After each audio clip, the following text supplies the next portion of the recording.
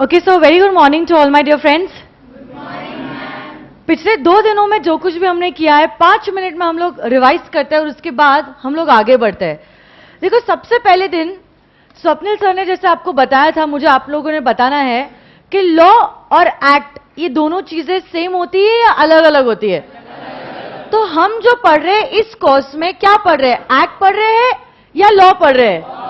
और यही सब्जेक्ट का हमारा नाम क्या है, कॉर्पोरेट एंड अदर लॉज. तो कॉर्पोरेट लॉ में हमने पहले एक्ट की शुरुआत की थी and that is the companies act 2013. पहले दिन मैंने आपको बताया था, जब कभी भी कोई भी कानून का नाम आप लिखते हो, इसको प्रेजेंट करने का तरीका कुछ और होता है. मैंने जैसे कहा था कि कानून की दुनिया अपनी दुनिया होती है, ये अपने सपने खुद सजाता है और अपनी दुनिया ये खुद बसाता है. तो one particular word could mean something in a particular act and it could mean totally something different in some other act. फिर मैंने आपको माइनर ये शब्द का एग्जाम्पल भी दिया था कि एक शब्द है बट उसके मतलब क्या अनेक है इन डिफरेंट डिफरेंट एक्ट्स. तो इसीलिए जानना बहुत ज्यादा जरूरी हो जाता है कि कोई पर्टिकुलर वर्ड का क्या मतलब होता है in that act and how are you suppose to present that word when you are writing your answers. ये चीज मैंने आपसे कही थी. फिर पहले दिन मैंने एग्जाम्पल से शुरू किया था कि why company form of organisation.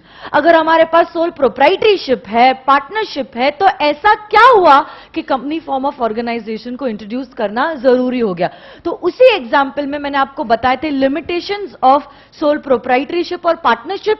जैसे कि वहां पे पार्टनर्स की लायबिलिटी अनलिमिटेड होती है और अगर पार्टनर्स या तो सोल प्रोप्राइटर को कुछ हो गया तो फर्म भी डिसॉल्व करना पड़ेगा या सोल प्रोप्राइटरशिप भी क्लोज करना पड़ेगा. बट ऐसा कंपनी फॉर्म ऑफ ऑर्गेनाइजेशन में नहीं होता. मेंबर्स चाहे आए या मेंबर्स चाहे जाए, कंपनी फॉर्म ऑफ ऑर्गेनाइजेशन क्या चलता ही जाएगा. तो क्योंकि कंपनी फॉर्म ऑफ ऑर्गेनाइजेशन को क्या होता है, परपेचुअल सक्सेशन. जन्मों जन्मों तक, युगों युगों तक ये company form of organisation will always be in existence because it is an entity which is created by law and it can only be dissolve by law.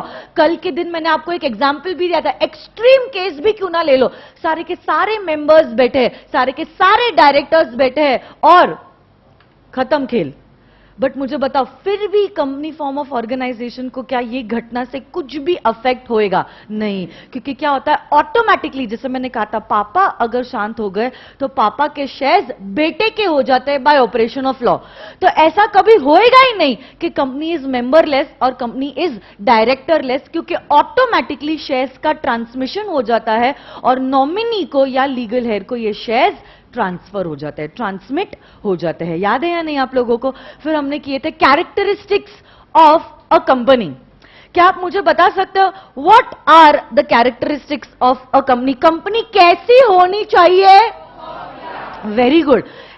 T is for transferability of shares, O is for ownership अलग, management अलग, P is for, C is for, L is for, A is for, S for share capital, S for separate legal.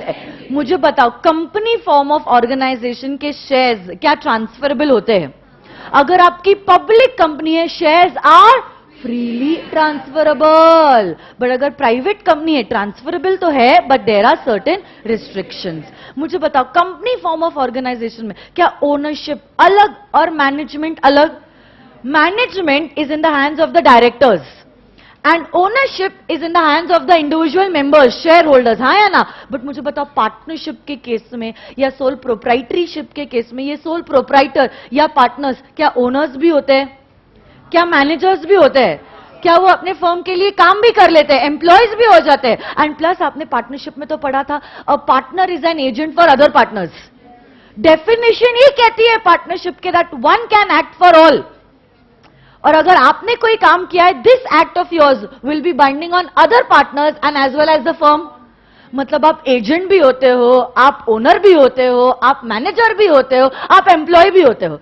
But company form of organisation में owner अलग, managers अलग और employees भी अलग. So there is a separation in the ownership and the management. Company form of organisation का succession जो होता है, क्या वो परपेचुअल होता है इन नेचर? परपेचुअल मतलब कंटिन्यूअस, सक्सेशन मतलब एग्जिस्टेंस। तो चाहे मेंबर्स आए जाए, एम्प्लॉइज आए जाए, डायरेक्टर्स आए जाए, कंपनी फॉर्म ऑफ ऑर्गेनाइजेशन का जैसा स्टेटस है लॉ में वैसा का वैसा ही रहेगा। It is not going to get affected by the death or insolvency or insanity of the members or the directors. हाँ या ना? It is an entity which is created by law and it can only be dissolved by law. अगला point जो हमने किया था वो था कॉमन सील का। मुझे बताओ, हम तो इंडिविजुअल्स है और नेचुरल पीपल है। A natural person can enter into contract on his own, हम साइन कर सकते हैं, हाँ या ना? बट मुझे बताओ, कंपनी तो आर्टिफिशियल पर्सन है। अगर वो आर्टिफिशियल है, क्या उसके पास आपके और मेरे जैसे हाथ या पैर है कॉन्ट्रैक्ट एंटर करने के लिए? नहीं। तो कैसे हम मानेंगे कि कोई कंपनी का कंसेंट मिला है? By affixing its common seal. But अब मुझे बताओ, finally at the end of the day अगर कॉमन सील अफिक्स करना है, क्या कंपनी खुद अफिक्स कर सकती है? नहीं।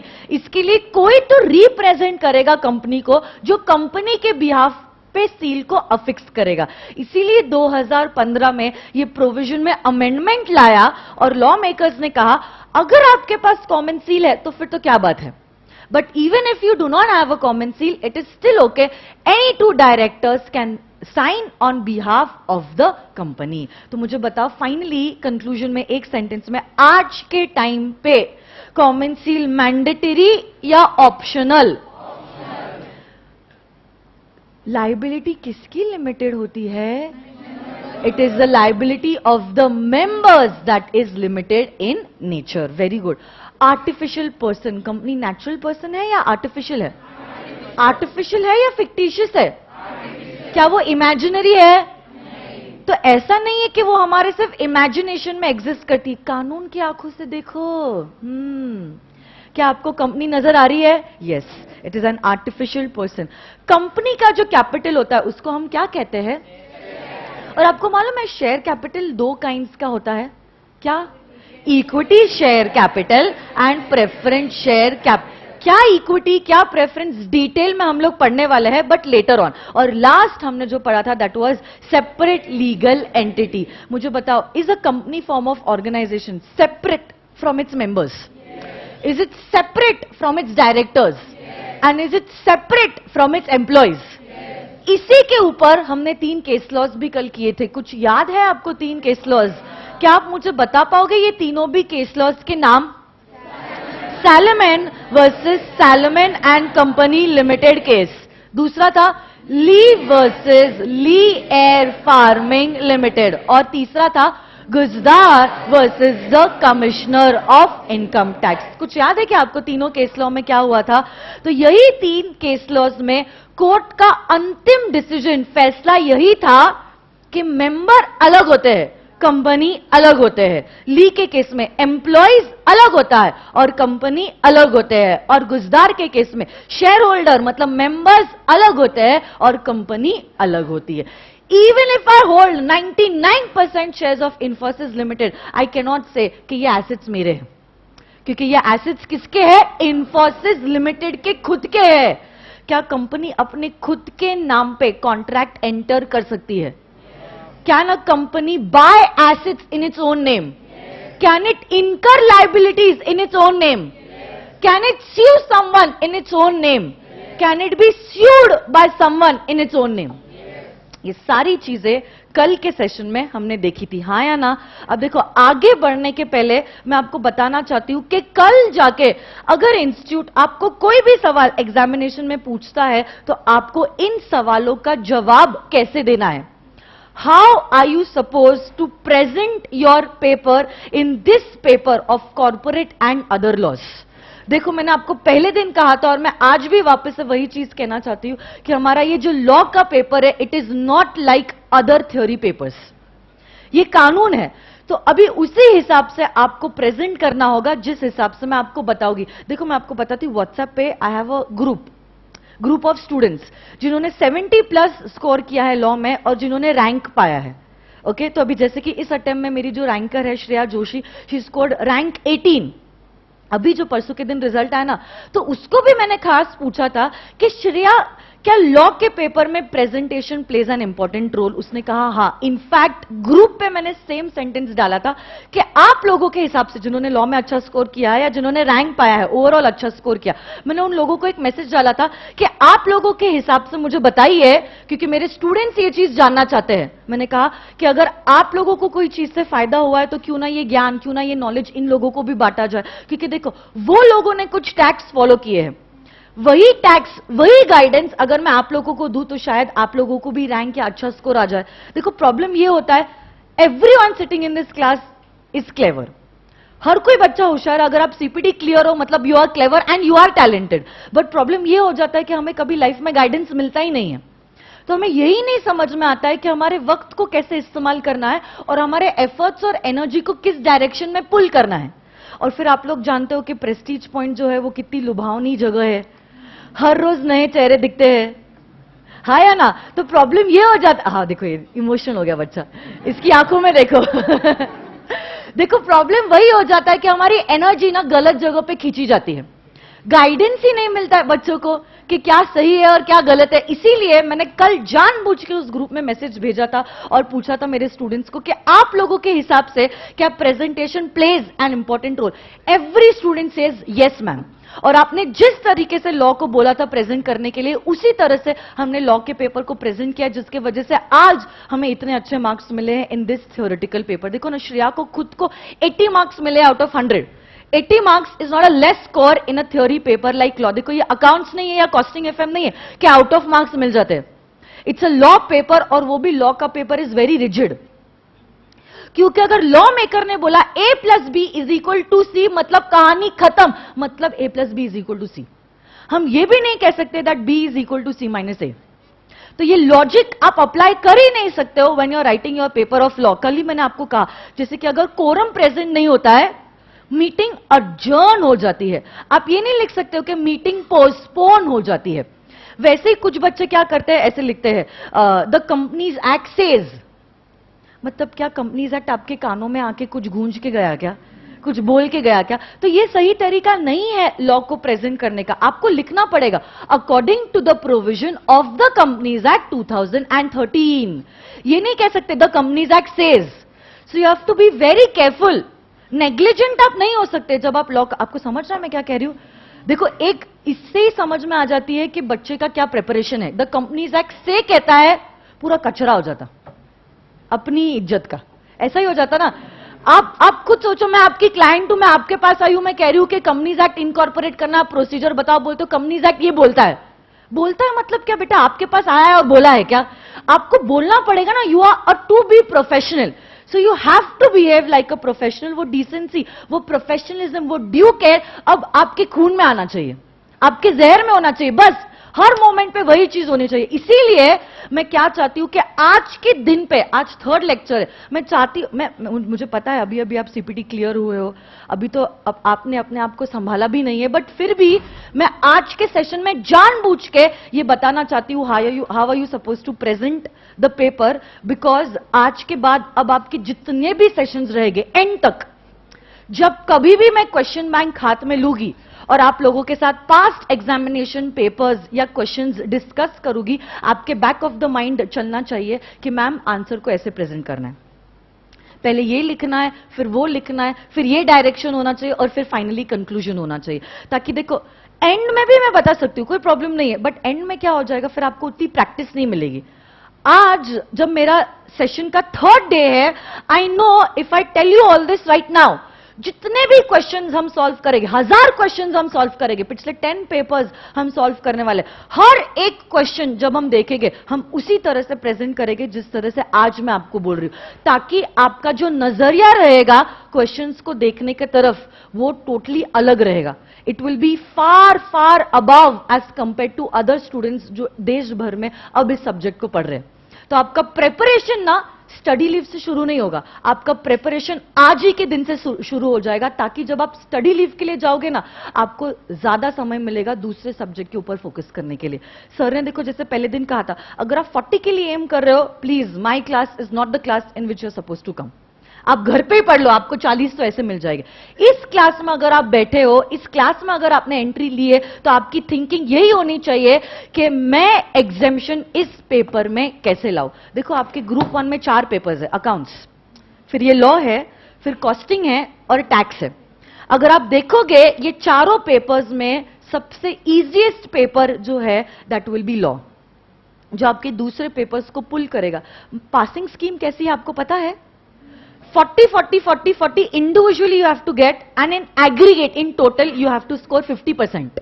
मतलब 200 में से, जैसे 400 में से आपको 200 लाने हैं, वैसी वो चीज है।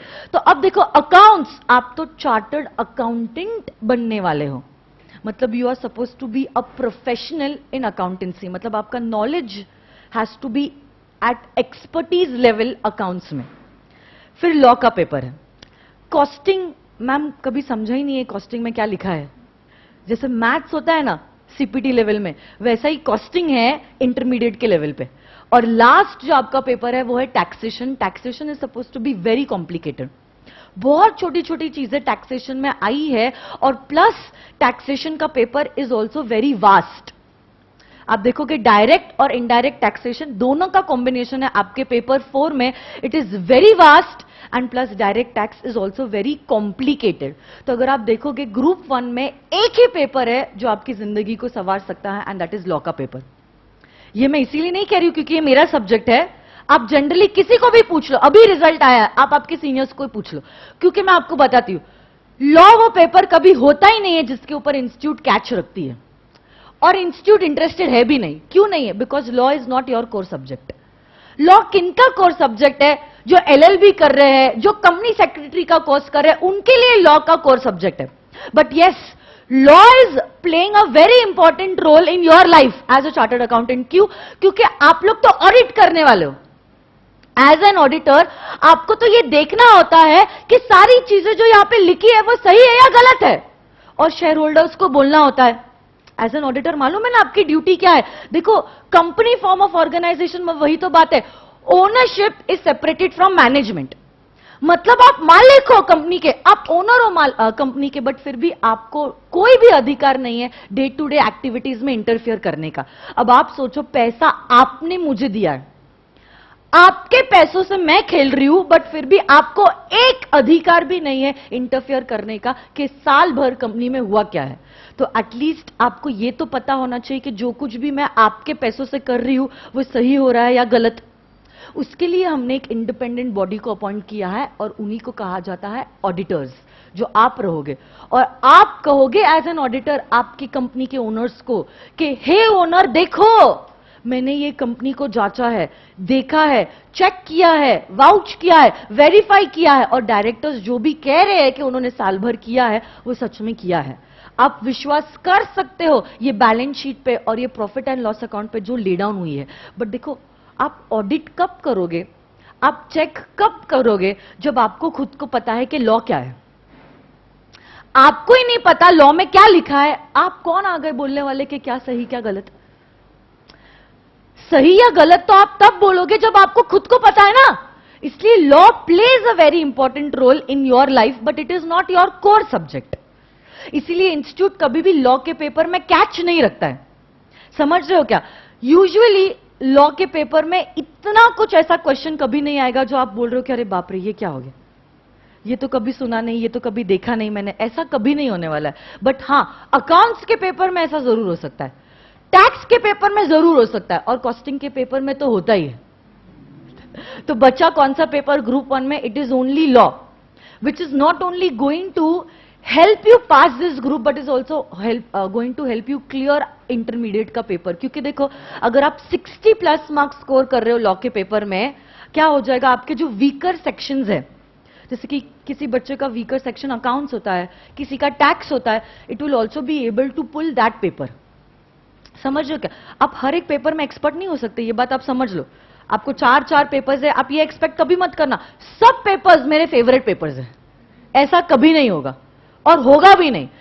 कोई बच्चे को थ्योरी पेपर्स अच्छे लगते हैं, कौन बच्चों को प्रैक्टिकल अच्छे लगते हैं, किसी को कुछ तो किसी को कुछ, बट कुछ तो पेपर्स होते हैं जो आपको अच्छे लगते हैं, और कुछ पेपर्स ऐसे होते हैं that you do not like. तो आपके कुछ तो वीकर सेक्शंस हो गए, यही वीकर सेक्शंस को पुल करने में मदद करेगा हमारा ये लॉ का पेपर। तो कैसे प्रेजेंट करना मैं आपको बताती हूं, लिखने के लिए समय मैं आपको बाद में दूंगी, पहले आपका full attention on whatever I am saying. Are you all ready? देखो, suppose this is your answer paper. अब क्वेश्चंस इंस्टीट्यूट पूछता कैसे है लॉ के पेपर में, सुनो मेरी बात। दो तरीके हैं इंस्टीट्यूट को सवाल पूछने के at the intermediate level in law का पेपर। एक तो होता है इंस्टीट्यूट पूछेगा a direct theory question, direct theory question जैसे बीकॉम में पूछता है वैसा। जैसे कि पूछ दिया question 1, what are the characteristics of a company, what are the characteristics of a company. तो सपोज ये थ्योरी क्वेश्चन इंस्टीट्यूट ने पूछा है कि कैरेक्टरिस्टिक्स आप एक्सप्लेन करो हमें। तो देखो ऐसे केस में ये आपका आंसर पेपर जो है आपको डिवाइड करना पड़ेगा 3 हिस्सों में। एक बड़ा मार्जिन होगा और एक छोटा मार्जिन होगा। आप लोग जस्ट कॉन्सेंट्रेट करो on whatever I am telling you all, बाद में लिखने का समय मैं आपको दूंगी। तो अब क्वेश्चन 1 है जो कहता है हमें कंपनी के कैरेक्टरिस्टिक्स प्लीज एक्सप्लेन कीजिए। तो अब आपको यहां पे लिखना होगा answer 1। This question is a direct theory question. ये क्वेश्चन से आप फेमिलियर हो क्योंकि बीकॉम में भी ये सब होते रहता है। अब देखो, पैराग्राफ फॉर्मेट में आंसर्स लिखने नहीं है। जो कोई भी आंसर आप लिखते हो आपको पॉइंट वाइज फॉर्मेट में एक्सप्लेनेशन देना जरूरी है। तो आपका पहला पॉइंट जैसे यहां पे होगा, यहां पे आप लिखोगे transferability of shares. By the way, memory techniques लिखनी नहीं है। Memory technique is just for your memorising in class, लिखना नहीं है, टॉप क्लास। समझ रहे हो क्या? It is only for your to remember in class के सारे पॉइंट्स कौन से हैं। आपको एग्जामिनेशन में डायरेक्टली चालू करना है 1 ट्रांसफरेबिलिटी ऑफ शेयर्स, उसको अंडरलाइन करोगे और उसका एक्सप्लेनेशन दोगे 1 या 2 सेंटेंसेस में। फिर होगा पॉइंट नंबर 2, ओनरशिप अलग, मैनेजमेंट अलग। Ownership is separated from management, underline करोगे, एक्सप्लेन करोगे। वैसे ही point number 3, perpetual succession, underline करोगे और एक्सप्लेनेशन देना चालू हो जाओगे। ऐसे करके आपके सारे पॉइंट्स जो है टॉप क्लास, एक एक करके heading explanation, heading explanation, heading और एक्सप्लेनेशन, पॉइंट वाइज फॉर्मेट में हर एक पॉइंट को आपको एक्सप्लेन करना होगा। इसीलिए मैंने आपको कहा 2 मार्जिन्स रखो। पहले मार्जिन में आप लिखोगे कि ये कौन सा आंसर है और दूसरे मार्जिन में आप सारे पॉइंट्स कवर करो। बाय द वे, अगर आप ये लिखना भूल जाते हो कि ये कौन से क्वेश्चन का आंसर है, आपका पूरा का पूरा आंसर इट इज नल, मतलब आपको 0 मार्क्स मिलेंगे for this answer. So you have to be very careful कि आपने लिखा है कि कौन से सवाल का जवाब आप दे रहे हो। गलती से गलत आंसर नंबर लिख दिया, आंसर 3 लिख दिया यहां पे, तो भी गलत। समझ रहा है आपको? क्योंकि क्वेश्चन 3 तो कुछ और है, जिसका आंसर आप ये टॉप क्लास लिख रहे हो, तो गलत हो गया ना। समझ रहे हो नहीं? तो you have to be very careful in writing this answer number, answer 1, और फिर 1 2 3 4 5 6 सारे कैरेक्टरिस्टिक्स आपको लिखने होंगे इन पॉइंट वाइज फॉर्मेट। ये तो सभी को पता होगा, there is nothing new in this. But now जो दूसरा इंपॉर्टेंट टाइप का तरीका है जिससे क्वेश्चन पूछा जाता है आपके लेवल पे, और इंस्टीट्यूट यूजुअली उसी पे फोकस करती है, that is a question in the form of a case study. A question in the form of a case study. तो अब इसमें सवाल कैसा होगा? इंस्टीट्यूट आपके पास आएगा, जैसे कि सपोज मैं क्लाइंट हूं और आप मेरे सीए हो, आप मेरे चार्टर्ड हो, तो मैं आपके पास आ रही हूं एक सिचुएशन लेके, एक केस लेके, कोई दिक्कत लेके, और मैं आपसे पूछ रही हूं कि हे चार्टर्ड, आप बताओ कि ऐसी सिचुएशन में अब मुझे क्या करना होगा। वैसा सेम सिचुएशन इंस्टीट्यूट आपके क्वेश्चन पेपर में आपकी आंखों के सामने डालेगा। जैसे कि अभी हमारा कैरेक्टरिस्टिक्स हो गया, एक क्वेश्चन उसी पे लेती हूं ताकि आपको कुछ समझ में आए कि मैं क्या कहना चाह रही हूं। इंस्टीट्यूट ने एक क्वेश्चन डाल दिया, there were 5 members of a company XYZ private limited. मुझे बताओ प्राइवेट कंपनी में कम से कम कितने मेंबर्स होने चाहिए? 2। यहां पे कितने? 5। चलेगा? चलेगा। तो एक कंपनी है जिसका नाम है XYZ प्राइवेट लिमिटेड, जिसमें 5 मेंबर्स है, 5 ओनर्स है, मतलब 5 शेयर होल्डर्स है। ये पांचों भी लोग, अभी बारिश का मौसम चालू है, मौसम सुहाना है, तो सोचते हैं क्यों ना महाबलेश्वर चले जाए घूमने के लिए। And they go to Mahabaleshwar for a pleasure trip. Unfortunately, the car meets with an accident and all of them die. ऐसा इंस्टीट्यूट सवाल आपको पूछ रहा है और फिर कहता है what would happen to the status of the company? Will it also have to be dissolved? Question mark. तो वही वो बात है ना, नो नहीं लिखना है। सीपीटी का बेटा सुहाना सफर अब खत्म हो चुका है, अब हम आईपीसीसी में आ चुके हैं। समझ रहे नहीं? आप नो या यस में जवाब लिख ही नहीं सकते हो, तो कैसे आपको जवाब लिखना होगा? तो देखो, सेम ये आपका आंसर पेपर है, इसी आंसर पेपर को आपने 3 हिस्सों में डिवाइड किया है, राइट? यस और नो?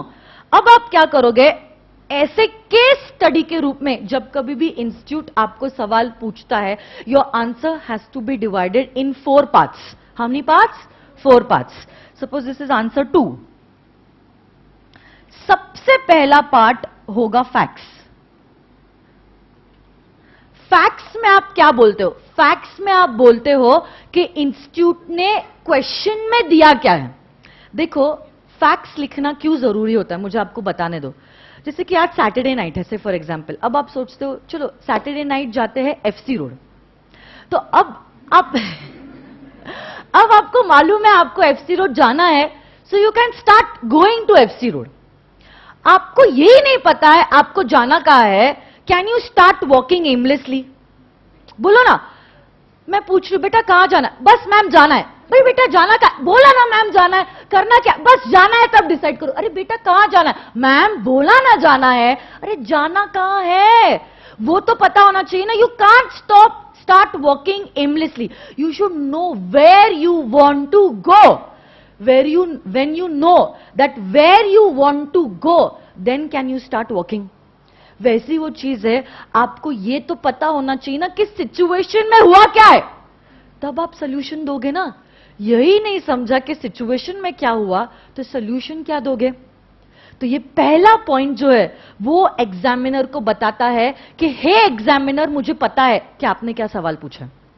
ऐसा नहीं है कि मैं ब्लफ कर रही हूं, ऐसा नहीं है कि बस तीर मार रही हूं ऐसे ही तुक्के में। I know what you have asked, I know where I want to go. तो पहला पॉइंट जो होगा वो होगा फैक्ट्स ऑफ द केस, जहां पे एक या मैक्सिमम 2 सेंटेंसेस में आप एक्सप्लेन करोगे कि क्वेश्चन में हुआ क्या है। ज्यादा इमोशनल यहां पे होना नहीं है। This is not the crux of our answer. आपको इमोशंस ऐड नहीं करने, बस पूरा क्वेश्चन ठोक दिया, ऐसा करना नहीं है। सिर्फ एक या मैक्सिमम, कभी कभार हो सकता है 2 सेंटेंसेस भी लगे, मैक्सिमम 2 सेंटेंसेस में आपको लिखना होगा कि क्वेश्चन में हुआ क्या है, ताकि एग्जामिनर को समझ में आ जाए कि हां इस बच्चे को समझा है कि मैंने सवाल क्या पूछा है। एक बार फैक्ट्स लिख दिया, उसके बाद आपका जो सेकेंड पॉइंट है दैट विल बी रेफरेंस। मतलब रेफरेंस में अब आप क्या लिखोगे? रेफरेंस में अब आप लिखोगे कि लॉ का प्रोविजन इससे रिलेटेड क्या है। लॉ क्या कहता है कि आपकी सिचुएशन में क्या करना चाहिए। जैसे कि मैं क्लाइंट हूं और आप मेरे चार्टर्ड हो, और मैं डायरेक्टर हूं इस कंपनी की जिसमें सारे मेंबर्स शांत हो गए, तो मैं आपके पास आई हूं और मैंने आपको पूछा ना कि हे चार्टर्ड, मुझे बताओ कि मेरे सारे 5 मेंबर्स की डेथ हो गई, अब क्या मुझे कंपनी को भी बंद करना पड़ेगा? तो अब देखो आप मुझे जवाब दे रहे हो, मतलब ये रेफरेंस कि हे मैम देखो, according to the provisions of the companies act 2013, every company has a character of perpetual succession. फिर आप परपेचुअल सक्सेशन को समझाओगे। Also every company has a separate legal status. Company अलग, मेंबर्स अलग। फिर आप सेपरेट लीगल स्टेटस को explain भी करोगे और आप कहोगे क्योंकि मैम कंपनी अलग है और मेंबर्स अलग है, चाहे मेंबर्स आए या जाए कंपनी को इससे कोई फर्क नहीं पड़ेगा। Ma'am company is an entity which is created by law and it can only be dissolve by law. मतलब अब आपने रेफरेंस में क्या किया है, वो सारे प्रोविजंस लिखे हैं जो एक्ट कहता है। मतलब आपको एक्ट के सेक्शंस लिखने पड़ेंगे, उससे रिलेटेड अगर कुछ रूल्स है तो वो लिखने पड़ेंगे। यहां पे सेक्शन, सब सेक्शन, रूल्स, हां उसी से सिमिलर अगर कुछ केस लॉ है तो केस लॉ का नाम आपको कोट करना पड़ेगा। एक बात ध्यान में रखो, केस लॉ का नाम अगर याद नहीं आता है तो प्लीज मत लिखना। अपने खुद के केस लॉज मत बनाइए। लिख दिया कुछ भी नाम और कहा कि हे एग्जामिनर तेरे को क्या पता ऐसा कुछ हुआ था, ऐसा बिल्कुल भी मत करना। वैसे ही गलत सेक्शन नंबर कोट नहीं करने हैं। अगर सही आता है तो फिर तो क्या बात है, नहीं आता है ज्यादा शाइनिंग खाने की जरूरत नहीं है। चुपचाप इज्जत में रहना और लिखना है according to the provision of the companies act 2013। हां अगर आप सेक्शन नंबर लिखते हो तो you will always get an added advantage, वो बात अलग है। बट अगर शाइनिंग खाने गए और कहीं गलत सेक्शन नंबर लिख दिया, सपोज इसका सेक्शन नंबर 9 है और आपने लिख दिया सेक्शन नंबर 8 मतलब नॉट फॉर प्रॉफिट है। ओके तो अब क्या होगा, अगर आप सेक्शन 8 लिखोगे ना, इसका मतलब क्या होगा आपको मालूम है, आपको एक तो सेक्शन 9 नहीं आता है जो ये सब बता रहा है, और प्लस आपको सेक्शन 8 भी नहीं आता है। ऐसा ही हो गया ना, सेक्शन 8 भी नहीं आ रहा इसलिए इसको सेक्शन 8 चिपका दिया और सेक्शन 9 तो आता ही नहीं है। मतलब अननेसेसरीली पूरी बाजी आपकी पलट जाएगी। So don't let that happen with yourself. You have to be very careful, you have to be very vigilant. यहां पे आप लिखोगे section, subsection, clauses, sub clause, proviso सारे लिखोगे जैसे एक्ट में दिया है वैसे के वैसे। उससे रिलेटेड कुछ रूल्स है तो वो रूल्स दोगे, और केस लॉ अगर कुछ हुआ है तो केस लॉज के नाम भी कोट करोगे। You need not write down the details of the case law. तो आपको सिर्फ नाम लिखना होगा, जैसे कि salmon versus Salomon and company limited, बस सिर्फ नाम लिखना है। केस लॉ को एक्सप्लेन करने की जरूरत नहीं है। अब देखो क्या हुआ है, दो चीजें हुई है।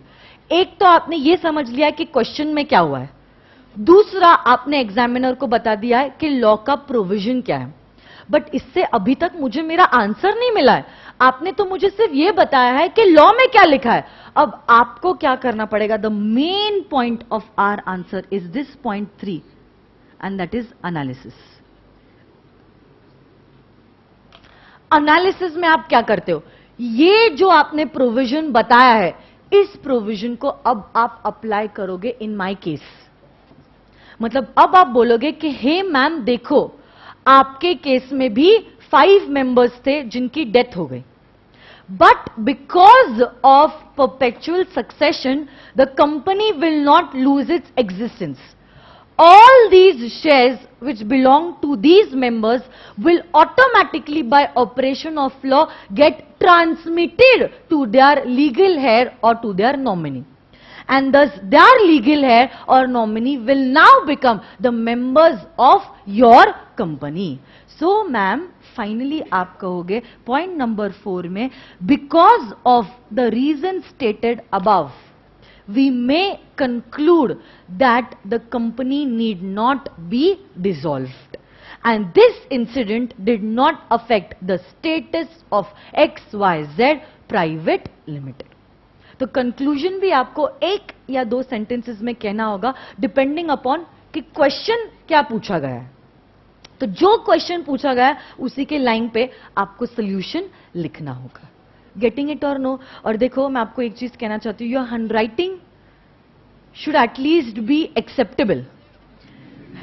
मैं ये नहीं कहती कि मोती जैसे अक्षर होने चाहिए आप लोगों के, बट एटलीस्ट एक्सेप्टेबल। बस लिख दिया उर्दू जैसा, क्या लिखा है नहीं समझ में आ रहा है, ऐसा प्लीज मत कीजिए। लेट मी टेल यू, जितनी तकलीफ आप एग्जामिनर को दोगे आपका पेपर चेक करने के लिए, उतनी तकलीफ वो आपको देगा रिजल्ट के दिन। डायरेक्ट प्रोपोर्शनेट रिलेशनशिप है। देखो मैं आपको कहती हूं, सही सही बात है ना। आप खुद सोचो, सपोज मेरी उम्र 40 साल की है, वैसे ही कुछ दिखता नहीं है, 25 सालों से यही पेपर चेक करने का काम कर रही हूं। आज भी मुझे आया 500 का बंडल पेपर चेक करने के लिए। मुझे बताओ, मुझे क्या दिलचस्पी रहेगी आपके पेपर्स चेक करने के लिए? बोलो मुझे, कुछ रहेगी दिलचस्पी? पहले से ही मेरी उम्र मेरा साथ नहीं दे रही, प्लस घर वाले जो बोलते हैं कि टाइम नहीं देते हो, और ऊपर से मैं मेरा संडे बच्चों के साथ और मेरे फैमिली वालों के साथ नहीं, बट आपका पेपर चेक करने के लिए दे रही। वाह, मतलब I do not have any better things to do in life. I am doing this on Sunday evening, I am checking your papers. मुझे आप खुद बताओ किसकी दिलचस्पी रहेगी ये चीज करने में? No buddy. But now we are checking it because we have to. तो अब ऑब्वियस सी बात है, उसमें बस अगर झगड़ा हो गया घर वालों के साथ, बीवी ने खाना नहीं दिया और आपका पेपर है, सारा गुस्सा आपके पेपर पे, ऊपर से आपकी हैंडराइटिंग समझ में नहीं आ रही, तो हो गया सत्यानाश। बोलेगा बेटा after every November there is a May and after every May there is a November, see you again, ऐसा ही बोलेगा वो। तो प्लीज सपोर्ट हिम। मैं आपको एक चीज कहती हूं, मेंटालिटी कैसी होती है। We are humans. मशीन्स तो चेक नहीं करी जो सीपीटी में था कि एमसीक्यू है, चलो मशीन में डाल दिया, पेपर चेक करके आ गया। अब हमारे emotions are going to be added when we are going to check your paper. 4 पहले आपके आंसर्स अगर अच्छे आ गए इस तरीके से ना, मैं आपको बोलती हूं एग्जामिनर आपके बारे में एक इंप्रेशन बना लेता है। अगले आंसर्स के लिए इनफैक्ट ना वो ये सब पढ़ेगा भी नहीं, वो सिर्फ ये देखेगा आपका एनालिसिस, या इनफैक्ट एंड के तो आंसर्स में वो सिर्फ आपका कंक्लूजन देख लेगा और आपको मार्क्स दे देगा। सो लेट दैट, पहला ही आंसर गलत, कहते हैं ना first impression is going to be your last impression, वैसी वो चीज होती है। आपके इनिशियल आंसर्स एकदम सही, एकदम मस्त लिखे हुए, एक इंप्रेशन एग्जामिनर आपके बारे में बना लेता है कि yes you have studied, you know what it is, और उसके हिसाब से वो आपके आगे के आंसर्स में भी ही gets a soft corner to check your answers. तो इसीलिए इसी तरह से आपको लॉ के आंसर को प्रेजेंट करना है और आपकी हैंडराइटिंग एटलीस्ट एक्सेप्टेबल होना जरूरी। And bye the way, you can only use 2 colored pen in your papers, you know that? You can either use black or blue. Pink lucky colour है और red बहुत अच्छा लगता है और ग्रीन आंखों का अटेंशन सीक करता है, कुछ नहीं। ये सब आपको क्लास में करना है फॉर डेकोरेशन, आप करो, बट जहां तक एग्जामिनेशन की बात है, you can only use 2 pens, not both the pens, only one, either black और ब्लू। ठीक है, दोनों में से कोई भी एक पेन, और कुछ डायग्राम्स अगर होते हैं, कुछ चार्ट्स अगर होते हैं, you can use your pencil, that is not a problem. But colours अगर है तो इट इज ओनली ब्लैक और it is only blue. Yes और नो गाइस? चलो ये चीज लिख दो, how to present your paper in examination. ये है solution for direct theory question.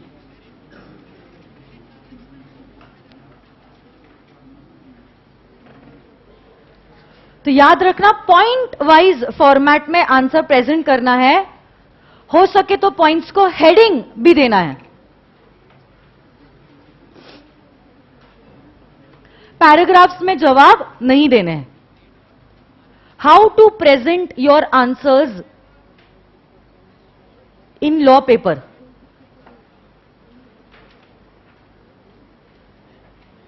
लिखो, how to present your answers in law paper. Everyone has their own notebooks. कुछ पैसों के लिए अपने लाखों मत बर्बाद करो और ऐसा ये प्रोफॉर्मा ड्रॉ कर दीजिए। पहला पॉइंट दीजिए, solution for direct theory question.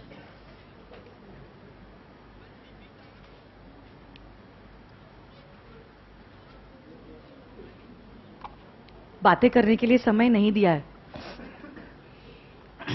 Solution for direct theory question.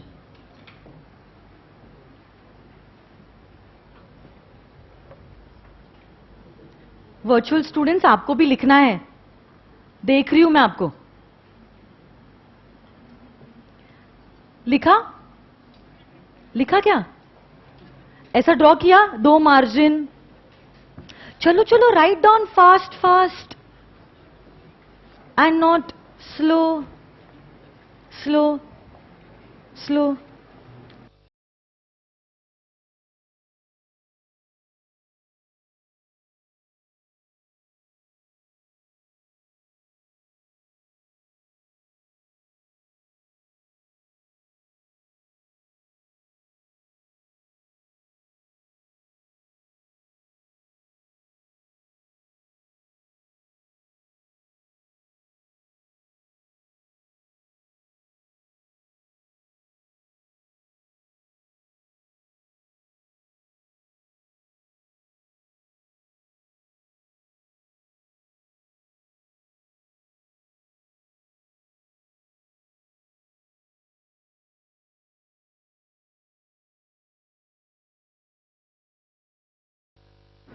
हो गया क्या लिख के? दो मार्जिन ड्रॉ किए, आंसर 1 और फिर 1 2 3 4 ऐसे हेडिंग दीजिए।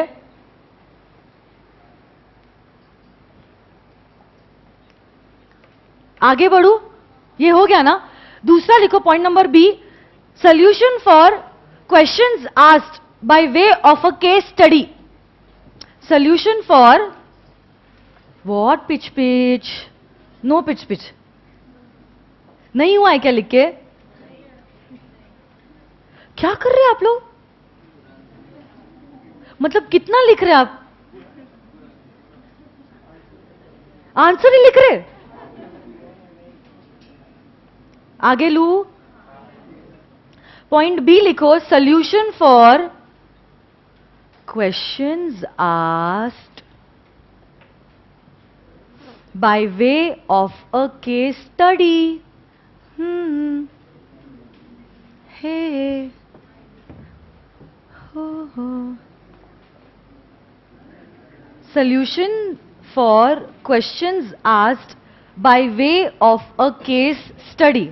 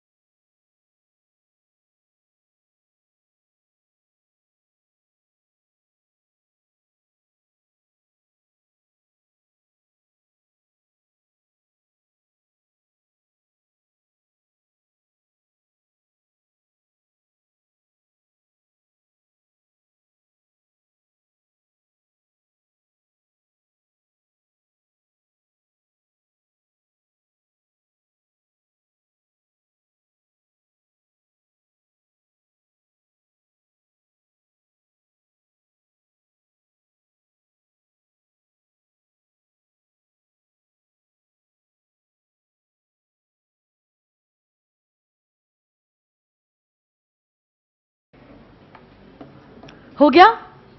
Everyone, come on, tell me yes or no. मैं मिटा दूं ये सब?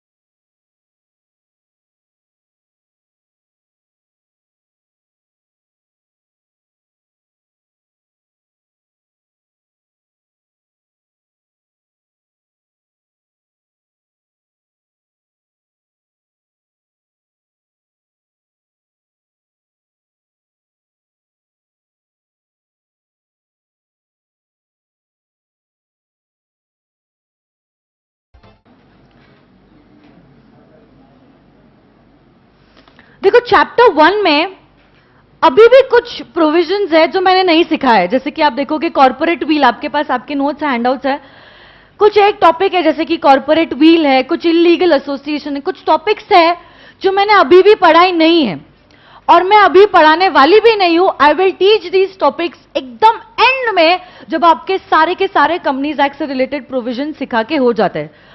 आज मुझ पे भरोसा रखो, सही समय पे मैं सही टॉपिक पे सिखाऊंगी। Corporate veil is suppose to be a very technical topic, आज ही मैं सिखाऊंगी तो सब बाउंसर हो जाएगा और आप पूरे होप्स छोड़ दोगे लॉ से। सो लेट इट बी, सही समय पे जब मुझे ऐसे लगेगा कि आपका लेवल वो मैच्योरिटी पे आ चुका है, तब मैं ये टॉपिक को पिकअप करूंगी। फिलहाल keep the topic as it is.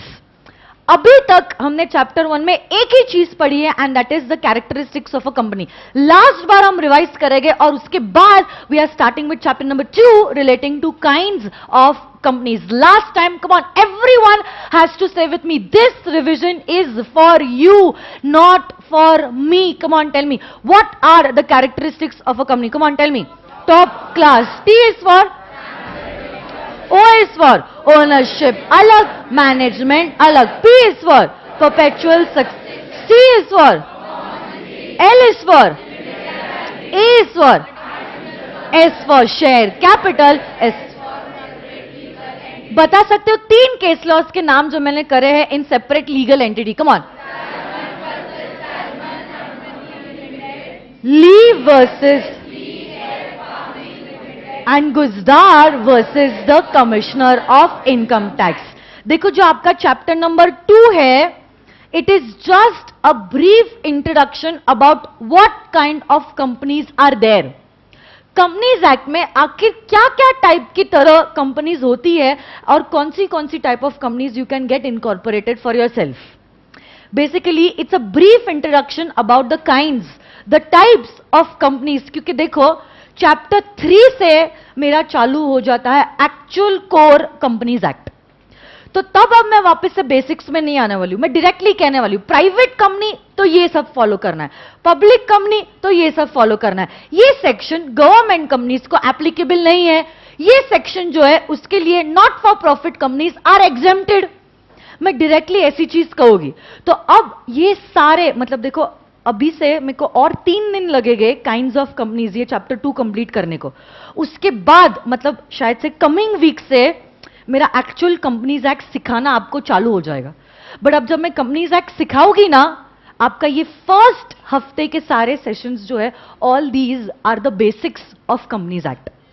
मतलब अगर ये नहीं है तो कुछ नहीं है। मतलब अगर आपका companies act it is a dome of steel, these are the pillars and you can not have pillars of straw to support this dome of steel.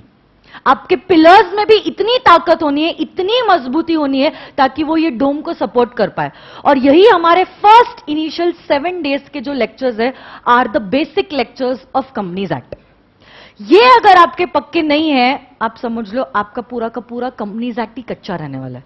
तो इसीलिए आज और 3 दिन मेरा जाने वाला है ये काइंड्स ऑफ कंपनीज का चैप्टर नंबर 2, जिसमें मैं आपको बताने वाली हूं कौन सी कंपनीज होती है, उनके क्या इफेक्ट्स होते हैं और उनसे रिलेटेड क्या सारे लीगल प्रोविजंस हैं। तो ये सारा चैप्टर, पूरा का पूरा chapter is only relating to kinds of companies. अलग अलग हेड्स के हिसाब से कंपनीज क्या क्या टाइप्स में डिवाइडेड होती है, ये टाइप्स का मतलब क्या है, और कुछ हल्की सी झलक लीगल प्रोविजंस के बारे में भी इन सेक्शंस को मैं कवर करूंगी और आपको बताते जाऊंगी along with the flow of that provision, along with the flow of that particular kind of company. तो अब आप लोग क्या करने वाले हो, you are going to come to a double sheet of paper in your notebooks. आपकी एक नोटबुक बताओ, नोटबुक। सपोज से फॉर एग्जाम्पल देखो आपने यहां पे लिखा है ये जो मैंने अभी बताया कि पेपर प्रेजेंट कैसे करना है, ये पेज आपका खाली रह जाता है, रह जाने दो, कोई प्रॉब्लम नहीं है। Come to a double sheet of paper, fresh paper, और आप वहां पे हेडिंग देने वाले हो काइंड्स ऑफ कंपनी। और एक चार्ट है जो अभी मैं बोर्ड पे प्रेजेंट कर रही हूं, ये चार्ट आप ड्रॉ करोगे। अभी तक एक्सप्लेनेशन मैंने कुछ भी नहीं दिया है, एक एक टॉपिक का एक्सप्लेनेशन मैं शुरू करने वाली हूं, बट फिलहाल के लिए आप सिर्फ ये चार्ट ड्रॉ कीजिए। आप पूरा double sheet of paper cover करने वाले हो ये चार्ट लिखते वक्त, सुन रहे हो ना आप लोग? I do not want you all to write it on a single sheet of paper, take 2 double sheets of paper and ये पूरा चार्ट आपको ये डबल शीट ऑफ पेपर्स में कवर अप करना है. देखो, this chart is this big. Types of companies. ये is just a brief introduction about what the chapter is. ये चैप्टर का पूरा स्ट्रक्चर मैं लिखने के लिए समय दे रही हूं. Just 1 second, let me show all what are we going to cover in this chapter.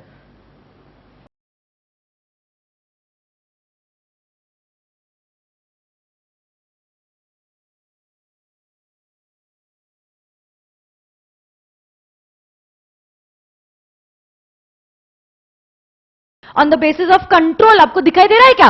Holding company है, सब्सिडरी कंपनी है, एसोसिएट कंपनी है. तो ये पूरा chapter is on the classification of companies. हर एक टाइप ऑफ कंपनी के बारे में हम लोग इस चैप्टर में पढ़ने वाले हैं. आज हमारा ज्यादा कुछ नहीं होगा. आई गेस आज हमारा होगा प्राइवेट कंपनी, पब्लिक कंपनी होगा, और अगर टाइम मिले हमें तो हम लोग लाइबिलिटी का क्लासिफिकेशन भी खत्म करेंगे. शेयर्स, गारंटी और अनलिमिटेड कंपनी. नजर आ रहा है क्या? उससे ज्यादा आज के सेशन में होने ही नहीं वाला है. कल और परसों में ये पूरा चार्ट कंप्लीट हो जाएगा. समझ में आ रहा है जो मैं कह रही हूं? तो फिलहाल के लिए तो आप क्या करो, ये चार्ट सिर्फ ड्रॉ करो.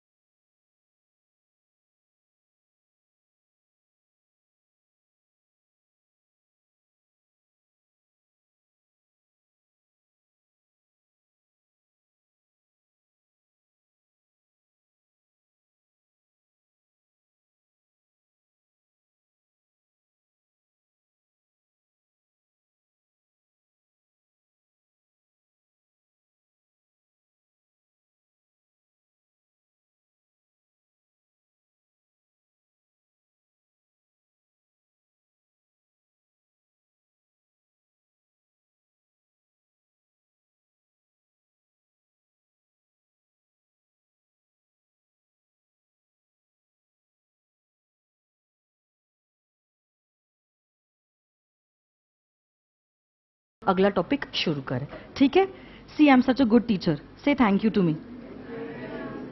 तो एक सॉन्ग बैकग्राउंड पे मैं प्ले करती हूं. Simultaneously you can start writing this chart. थोड़ा सा सॉफ्ट सॉन्ग प्ले करती हूं बिकॉज आपको लिखना है, मतलब सॉन्ग पे कॉन्सेंट्रेट नहीं करना है, नहीं तो बस हाँ लग गए.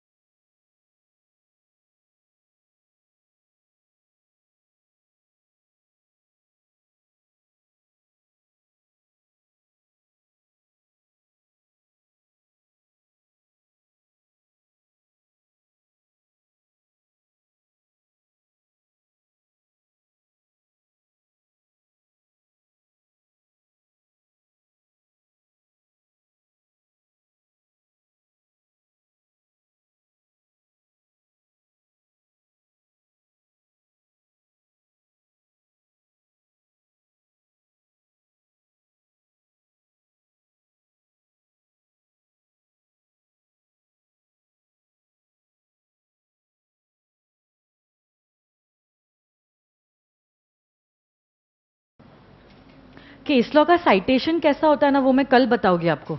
जैसे अपन ने देखा ना सैलमन वर्सेस सैलमन, कौन डिफेंडेंट होता है कौन प्लेंटिफ होता है, ये सब मालूम है आपको? प्रेजेंट कैसे नहीं मालूम है? तो आपने सीपीटी में क्या किया है? सच में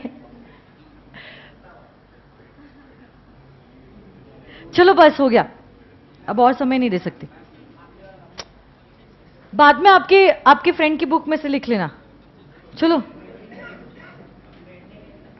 नहीं अब नहीं हो सकता, और समय नहीं मिल सकता।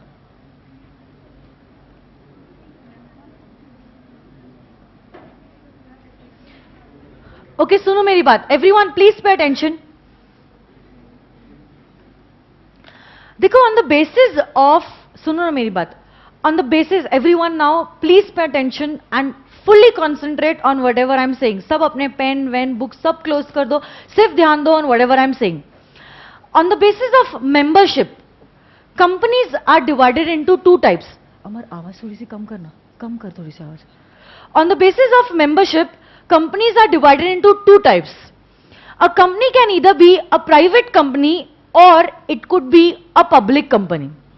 तो अब हम देखते हैं what is the definition of a public company under the Companies Act. तो देखो कल मैंने एक हल्की सी झलक आपको दी थी, वही मैं चीज कहती हूं। कंपनीज एक्ट कहता है कि पब्लिक कंपनी वो कंपनी है जो प्राइवेट नहीं है। बट अब देखो ये डेफिनेशन पढ़ के भी खास हमें कुछ समझ में नहीं आया, क्योंकि एक्ट ने तो सिर्फ ये कह दिया है जो कंपनी प्राइवेट नहीं है मतलब वो कंपनी पब्लिक है।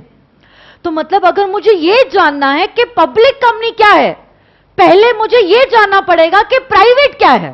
नहीं समझा आपको? अगर मुझे ये जानना है कि पब्लिक कंपनी क्या है, पहले मुझे ये जानना पड़ेगा कि प्राइवेट कंपनी क्या है। क्योंकि अगर प्राइवेट नहीं हो आप तो हम कहेंगे कि आप पब्लिक हो। समझा या नहीं? क्योंकि अगर आप प्राइवेट कंपनी नहीं हो तो हम कहेंगे कि आपकी कंपनी एक पब्लिक कंपनी है। तो अब एक डेफिनेशन से I am getting routed to another definition. तो अब सबसे पहले तो section number 2 subsection 71 defines a public company. कल हमने कंपनी की डेफिनेशन देखी थी। A company is a company registered under this act और any other previous company law. आप मुझे बता सकते हो क्या सेक्शन नंबर था? Section number 2 subsection 20। All the definition under the companies act are given under section number 2। तो section 2 subsection 20 company को डिफाइन कर रहा था और पब्लिक कंपनी की जो डेफिनेशन है that is given under section number 2 subsection 71। ये डेफिनेशन ये कहता है that a public company means a company which is not a private company, which is not a private company. तो सवाल ये उठ जाता है कि मैम प्राइवेट कंपनी मतलब क्या? विच is not a public company, है ना? ऐसा है? नहीं ऐसा नहीं है। अब लॉ मेकर्स को प्राइवेट कंपनी तो डिटेल में एक्सप्लेन करना जरूरी हो गया, क्योंकि इसी बेसिस पे हमने पब्लिक कंपनी की डेफिनेशन को भी स्ट्रक्चर किया है। तो अगर आप प्राइवेट कंपनी को डिफाइन नहीं करोगे we will also not come to know what is a public company. तो अब इसी के बाद हम लोग देखने वाले हैं प्राइवेट कंपनी की डेफिनेशन। बट देखो ये डेफिनेशन यहां पे एंड नहीं हुई है, आगे और 2 पॉइंट्स है इसके। एक तो आपकी कंपनी पब्लिक कंपनी तब है जब आपकी कंपनी प्राइवेट कंपनी नहीं है, plus it is having some minimum paid up share capital. देखो कोई भी कंपनी को रन करने के लिए क्या आपको कम से कम कुछ तो कैपिटल की रिक्वायरमेंट होगी। अब देखो आपने शायद से अगर ओसी में ऑर्गेनाइजेशन ऑफ कॉमर्स किया है, क्या आपने? कॉमर्स के स्टूडेंट्स हो ना सारे। ओसी अगर आपने किया होगा या अगर आपको बीकॉम लेवल में आपने कॉर्पोरेट लॉ की शुरुआत की होगी, आपने देखा होगा, या अगर आपने नहीं सीपीटी में तो कंपनीज एक्ट हुआ ही नहीं है ना, हुआ ही नहीं है। अकाउंट्स में हाँ कंपनी लॉ था, आपको मतलब कंपनी अकाउंट्स था, उसमें आपको हल्की सी लॉ की झलक होगी, कंपनी लॉ की झलक होगी शायद से। मुझे नहीं पता आपको क्या पढ़ाया गया है, हो सकता है आई डोंट नो कि आपको कहा होगा minimum paid up share capital 1 lakh 5 lakh ऐसा बोला था। हाँ वही मैं चीज कहने वाली थी कि वो सारी चीज आप भूल जाओ, क्योंकि according to the companies amendment act 2015, the minimum paid up share capital of 1 lakh and 5 lakh has been omitted. Omitted मतलब scrapped. अर्लियर, हाँ, मतलब 2015 के पहले, मतलब जब कंपनीज एक्ट 2013 आया ना, तभी भी एक्ट में था कि private company 1 lakh, public company 5 lakh. But according to the companies amendment act 2015, जो minimum paid up share capital की रिक्वायरमेंट थी 1 लाख और 5 लाख की, वो अब हटा दी गई है. Now a company can be incorporated even with 10,000 rupees.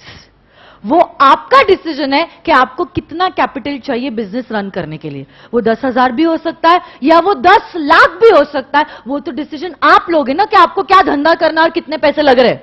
तो इसीलिए minimum paid up share capital के लिए लीगली कोई रिक्वायरमेंट्स नहीं है. हमने लिबरलाइज कर दिया है. लिबरलाइज कर दिया मतलब अब हमने फ्रीडम दे दिया है खुद इन प्रमोटर्स को ही डिसाइड करने के लिए कि कितने कैपिटल से वो धंधा, वो बिजनेस शुरू करना चाहते हैं. इसीलिए अगर आप देखोगे ये पॉइंट आया है, has a minimum paid up share capital as may be prescribed. अब जब कभी भी आप ये कंपनीज एक्ट में ये शब्द देखोगे, as may be prescribed, it means according to the rules. Act कहती है कि आपके पास minimum paid up share capital होना चाहिए. बट अब देखो वही बात आ गई ना, सिर्फ एक्ट पढ़ के मुझे ओवरव्यू आ ही नहीं रहा है, क्योंकि कितना minimum paid up share capital that I do not know. वो तो लॉ मेकर ने लिख दिया है एज मे बी प्रिस्क्राइब्ड. तो साइमल्टेनियसली जब हम रूल बुक पढ़ते हैं तो रूल बुक में अर्लियर 2013 में था, अगर प्राइवेट कंपनी है तो 1 लाख हमने प्रिस्क्राइब किया है. हम मतलब कौन सीजी रूल्स बनाता है, हाँ या ना? याद आ रहा है पहले दिन का सेशन? रूलिंग पार्टी सीजी जो है वही रूल्स बनाती है. एक्ट पार्लियामेंट, याद है या नहीं? तो पहले रूल्स के हिसाब से it was 1 and 5 for private and public respectively. But 2015 में हमने सोचा that we do not want any minimum paid up share capital, तो वो रूल को ही ओमिट कर दिया. क्योंकि वो रूल को ही ओमिट कर दिया मतलब आज के जमाने में there is no requirement of having a minimum paid up share capital. जितना कैपिटल आपको इंट्रोड्यूस करना है आप खुद डिसाइड करो और आप खुद इंट्रोड्यूस करो. कल जाके नरेंद्र मोदी ने सोच दिया कि नहीं नहीं वापस से लाना है 1 लाख 5 लाख, आ जाएगा रूल वापस. और अगर रूल वापस आ जाता है, एक्ट को पढ़ना होगा रूल्स के साथ, फिर वापस से वो 1 और 5 की लिमिट्स एप्लीकेबल हो जाएगी. But currently the rules are been omitted and because the rules are been omitted, आप लोगों के लिए एग्जामिनेशन के लिए that particular minimum paid up share capital will not be applicable. मतलब जितने कैपिटल से कंपनी इनकॉर्पोरेट करना चाहती है अपने आप को, वो कर सकती. ये लेक्चर्स कौन से स्टूडेंट्स के लिए एप्लीकेबल है जो अभी मैं पढ़ा रही हूं? It is applicable for May 2018 students and onwards. My lectures, they are not applicable for November 2017 students. हाँ, anyone who's appearing in November? No ना? मतलब आप लोग सब अभी सीपीटी पास हुए जिनका सबका अटेम्प्ट मई में है. यस, तो ये वाली जो बैच है it is only applicable for May 2018 and onwards. नवंबर 2017 के लिए ये सारे सेशंस एप्लीकेबल नहीं है. ठीक है, सुनो मेरी बात. So which is a public company? A public company means a company which is not a private company. And it has a minimum paid up share capital. Minimum paid up share capital could be anything. और एक point है जो कहता है that it is a private company which is a subsidiary of a public company. अब देखो holding क्या, subsidiary क्या, ये मैंने आपको एक्सप्लेन नहीं किया है. ये सब मैं आपको एक्सप्लेन करने वाली हूं कल. तो कल जब मैं आपको एक्सप्लेन करूंगी ना होल्डिंग कंपनी और सब्सिडरी कंपनी, तब मैं वापस से ये सेक्शन 2 सबसेक्शन 71 पे आऊंगी और ये वाला पॉइंट मैं आपको एक्सप्लेन करूंगी. फिलहाल बिकॉज आई एम अज्यूमिंग, मैंने अज्यूम ही कर दिया that you do not know holding क्या, सब्सिडरी क्या. और क्योंकि आपको ये होल्डिंग सब्सिडरी नहीं आता है, I will be silent on this point today. कल जब मैं होल्डिंग सब्सिडरी आपको पढ़ाऊंगी ना, मैं वापस से ये स्लाइड पे आऊंगी और तब मैं आपको एक्सप्लेन करूंगी कि what is this private company which is a subsidiary of a public company will be considered as a public company. कल मैं आपको बताऊंगी ये चीज. फिलहाल ये आपके लिए रेलेवेंट नहीं है, मिटा दो. आपके लिए सिर्फ ये दोनों चीजें रेलेवेंट है. कौन सी? What do you mean by a public company? A public company means a company which is not a and has some minimum paid up share capital as may be prescribed. Currently rules क्या कुछ भी prescribe करते हैं? नहीं. मतलब can you incorporate a company with any capital that you wish to? वो 100 रुपए भी हो सकता है, 10,000 भी हो सकता है, या वो 10 लाख भी हो सकता है, या वो 10 CR भी हो सकता है. जितना आपको चाहिए उतने कैपिटल से आप आपकी कंपनी को इनकॉर्पोरेट कर सकते हो. तो अब इसी डेफिनेशन से मेरे मन में सवाल ये आ गया कि ma'am what do you mean by a private company? क्योंकि अगर मुझे समझना है कि पब्लिक कंपनी क्या, मुझे समझना पड़ेगा कि प्राइवेट कंपनी मतलब क्या. फिर मैं एक्ट को ओपन करती हूं. तो एक्ट की डेफिनेशंस के वहां पे जब मैं जाती हूं तो definition section number 2 subsection 68 it defines a private company. कौन सा? Section number 2. कोई कुछ नहीं लिखेगा, मैं लिखने के लिए आपको एंड में समय दूंगी. Section number 2 subsection 68 it defines a private company. What do you mean by a private company? सुनो मेरी बात. एवरी कंपनी, हाँ एवरी कंपनी, चाहे कुछ भी काइंड ऑफ कंपनी क्यों ना हो, private, public, OPC, small company, limited by shares, limited by guarantee, not for profit, government company, every kind of company has two main documents. Which two main documents? आपको मालूम है? Memorandum of association and articles of association. Very good, आपको बहुत कुछ पता है. क्या होता है ये मेमोरेंडम और ये article?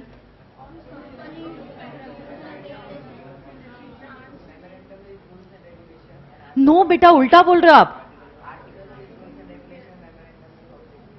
Okay fine, very good. तो बेसिकली ये कह रहा है कि मैम कंपनी का नाम और काम दिया है एमओए में.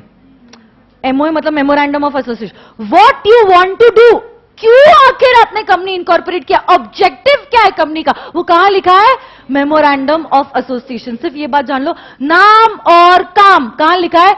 Memorandum. What you want to do and how will you do it is your articles of association. Basically articles of association is your rule book.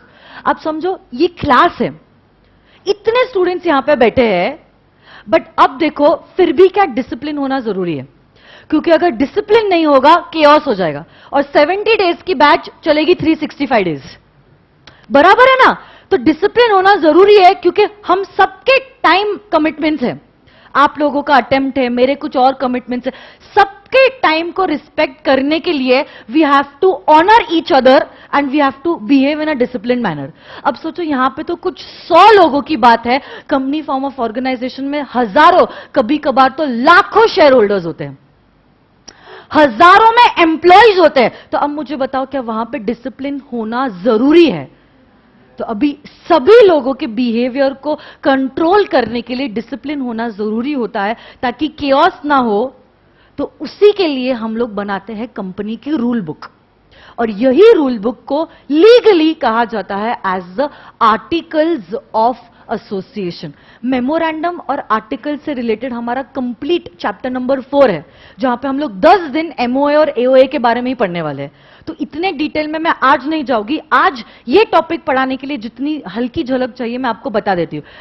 MOA में लिखा है नाम और काम, what you want to do and how will you do it is written in the articles of association. तो सुनो ना मेरी बात. अगर आपके आर्टिकल्स ऑफ एसोसिएशन में 3 चीजें लिखी है, क्या कहा मैंने? अगर आपके आर्टिकल्स ऑफ एसोसिएशन में कितनी चीजें? 3 चीजें लिखी है, तो हम कहेंगे आपकी कंपनी एक प्राइवेट कंपनी है. वापस से, जो कंपनी प्राइवेट कंपनी नहीं है वो कौन सी है? Public company. तो मतलब पब्लिक कंपनी की डेफिनेशन की वजह से क्या हमें प्राइवेट कंपनी क्या है वो जानना जरूरी हो गया है. So what is a private company? A private company is a company जिसके आर्टिकल्स ऑफ एसोसिएशन में, रूल बुक में 3 चीजें लिखी है. कौन सी 3 चीजें? L R P. L R and P. तो what is this L R P? L जो है, ये सब कहां लिखा है? ये 3 चीजें articles of association rule book में. क्या है ये एल? एल कहता है it limits the number of members to 200. How much? 200. How much? 200. 200. Earlier it was 50. I don't know what you have studied. 50 ना, मुझे मालूम ही था. सब भूलो अभी. आपने पार्टनरशिप एक्ट में कुछ पढ़ा है क्या? क्या पढ़ा है पार्टनरशिप में? Maximum number of partners. क्योंकि पार्टनरशिप एक्ट में पार्टनर्स का number of limitation partnership act में है ही नहीं. You have to refer the companies act. अब आप बोलोगे मैम छोड़ो, रहने दो. I do not want to comment anything. मुझे बोलो what is the maximum number of members in case of a private company? It is not 50 हाँ any more, it is 200. हाँ, except for an OPC. OPC से related सारे provisions अलग ही है, एकदम खास ही है. नया नया है तो खास होना ही है. हाँ या ना? देखो ओपीसी के केस में मिनिमम नंबर ऑफ मेंबर्स भी एक है और मैक्सिमम भी एक ही है. मतलब एक ही होता है. देर इज ओनली, नाम में लिखा है 1 पर्सन कंपनी. तो यहां पे मिनिमम 2 और मैक्सिमम 200 का लिमिट अप्लाई नहीं करता है. हाँ या ना? Usually private company, usually minimum number of members कितने होते हैं? 2. कंपनी है ना, कंपनी. कंपनी कब कह सकते हैं? जब एक से ज्यादा लोग हैं. तो कम से कम कितने होने चाहिए? 2. और ज्यादा से ज्यादा कितने हो सकते हैं? 200. So tell me, first point says L. L says it limits the number of members to 200. But अब देखो ये पॉइंट यहां पे खत्म नहीं हुआ है. जब आप ये 200 की गिनती करते हो ना, जब आप ये 200 की गिनती करते हो ना, 3 चीजें आपको ख्याल में रखनी होती है. 1, joint holders will be considered as 1. Joint holders will be considered as 1. जैसे कि स्वप्निल सर ने और मैंने, हमने दोनों ने मिलके इन्फोसिस के 500 शेयर्स खरीदे. So these 500 shares are held in joint names of sir and me. कुछ समझा? सर ने और मैंने मिलके इन्फोसिस के 500 शेयर्स खरीदे. दो वी आर दो अलग अलग individuals, but we will be considered as 1. किसके लिए 1 कंसिडर किया जाएगा? For counting the number of members. Joint holders will be considered as 1. According to the Companies Act 2013, you could hold shares in maximum 3 joint names. 3 से ज्यादा joint holders नहीं हो सकते. तो सपोज सर, मैं और जियाना माय डॉटर, तीनों के नाम पे joint names हमने शेयर्स खरीदे हैं. joint names में तीनों के नाम पे. मुझे बताओ हम लोगों को 3 माना जाएगा या 1? समझ में आया? किसके लिए 1 माना जाएगा? For the limited purpose of calculating the number of members in your company. कुछ समझा मैंने क्या कहा? जो कंपनी प्राइवेट नहीं है वो पब्लिक है. तो सवाल ये उठ जाता है प्राइवेट मतलब क्या? जिसके आर्टिकल्स ऑफ एसोसिएशन में 3 रूल्स है. कौन से 3 rules? L, R, P. L क्या कहता है? limits the number of members to 200. Limits the number of members to 200. But जब आप ये 200 की गिनती गिनते हो, joint holders will be considered as 1. The maximum number of joint holders that is allowed under the Companies Act is 3. Second point इसका जो है वो ये कहता है that employee members will not be counted. कभी कभार जो एम्प्लॉइज होते हैं ना, कंपनी के एम्प्लॉइज, वर्कर्स, उनको भी शेयर्स दिए जाते हैं. जैसे कि ईसॉप करके आपने कुछ पढ़ा है क्या? Employ stock option plan. कभी कभार आपने ऐसा सुना है कुछ? स्वेट इक्विटी शेयर्स अकाउंट्स में आपने पढ़ा होगा. तो कभी कभार ऐसा हो सकता है that you are an employ, but as an employ, as a workman, you are getting the shares of the company. तो जो शेयर्स आपको मिल रहे हैं, it is not as a member but it is as an employ. मतलब relevancy आप लोगों का कुछ और है. और क्योंकि आपको कोई बिल्कुल ही अलग कारण के वजह से कंपनी के शेयर्स दिए जा रहे हैं, we have said that we will not count you in this total of 200. हो सकता है कंपनी के एम्प्लॉइज 200 है, बट सिर्फ ये 50 लोगों के पास शेयर्स है. तो मैं काउंट किनको नहीं कर रही हूं? 200 को नहीं, 50 को. नहीं समझा आपको? आप शब्द देखो, एम्प्लॉइज नॉट काउंटेड, ऐसा लिखा है क्या? मैंने ऐसा लिखा है क्या? Employees not counted. मैंने क्या लिखा है? Employee members are not counted. Sweat equity में मैंने इन्हीं लोगों को शेयर्स दिए, सबको थोड़ी ना दोगी स्वेट इक्विटी शेयर्स, समझ रहे हो? तो अब आप तो कंपनी के मेंबर्स वैसे भी नहीं हो, क्योंकि आपके पास शेयर्स ही नहीं है। मेंबर्स कौन है? ये लोग हैं जिनके पास कंपनी के शेयर्स है। बट क्या मैं इन लोगों को 200 की गिनती में गिनूंगी? They are my employee members. Getting it or no? L क्या कहता है? Limits the number of members to 200। Limits the number of members to, limits the number of members to.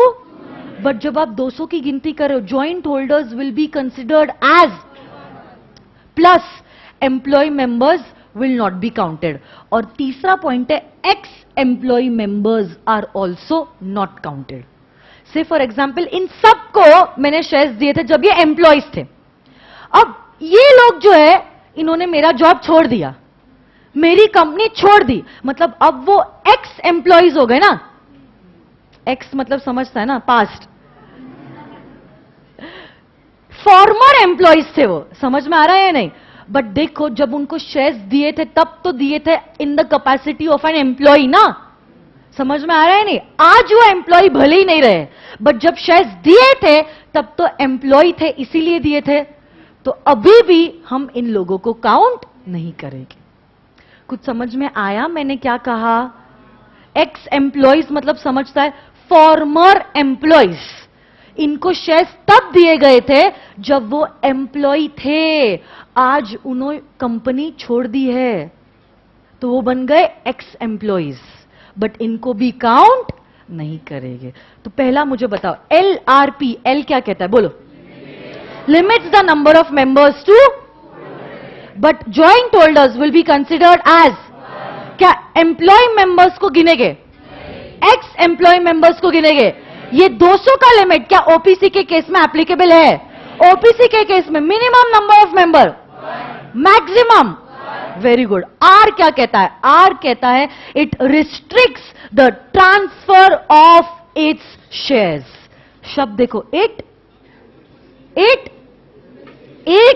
बोलो, restricts the transfer of shares. क्या मैंने यहां पे prohibition लिखा है? क्या मैंने यहां पे बैन लिखा है? मैंने क्या लिखा है? Restricts the transfer of shares. जब मैं कहती हूं restricts the transfer of shares, मतलब शेयर्स ट्रांसफरेबल तो है, but there are certain conditions attached.